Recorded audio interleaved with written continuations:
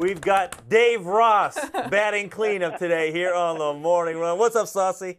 I am honored, Kimmer and Alexa, to be on with you guys. I mean, look, yeah, I mean, just the way the grandiose entrance you just gave me here. I mean, holy mackerel, this is quite the honor. But yeah, I'm excited, obviously, for UFC 213 this weekend, guys. You guys, Mike, you know how jacked up I get for these things. Yes, absolutely. Nunes and Shevchenko, that is the main event. What do you expect to see in this rematch?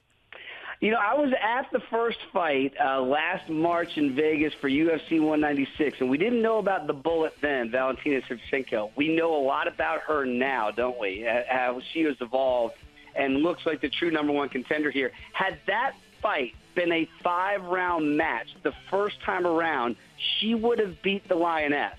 She would have beat Amanda Nunes, who was gashing out terribly in that third and final round. But Nunes was so dominant in the first round, and for the majority of the second round, she won that decision over Shevchenko about a year plus ago. So I think the rematch is going to be pretty tough. Now, Nunes has gotten better, too, since that day. Obviously, we've all saw what she did to Ronda Rousey and the way she's looked defending her belt so far. I think Shevchenko needs to do a similar thing that she did in the first fight, which is wear Nunes out. And the way she can do that is by taking this fight down to the ground.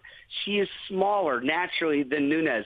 Nunes has proven to be this dynamic striker. What she did to Miesha Tate and certainly to Ronda Rousey, she just comes out, you know, the Lioness ferociously in that very first round. If you can survive that, she does seem to put a lot in that gas tank and takes a lot out of that gas tank in that first round.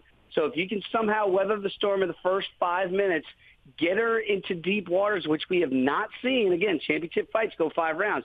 Get her through that third and into the fourth.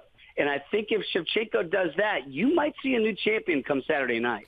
Dave, correct me if I'm wrong. Shevchenko was at the weigh-in doing all kinds of crazy warm-up routines. Did you see when she was flipping over on her back? I mean, she looked like something out of The Exorcist.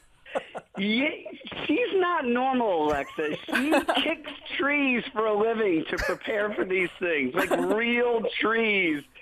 She's kind of a nut job in a good way, I guess, if you want to put it that way. I don't know if that's trying to intimidate Amanda Nunes or not, but yeah, I was like, what in the world is she doing? I saw her fight here in Chicago, too, against Holly Holm last summer, and she looked great. She just completely dominated Holly Holm. So she's been in there with some of the best, too. So I think while the general public looks at this and says, oh, Nunes beat her the first time, she'll beat her again, Shevchenko knows that had this gone 10 more minutes the first time around, and Nunes knows that, too. So I think that, you know, that psychological game that maybe she's trying to play really isn't necessary because they've already fought, because they already know each other's skill set.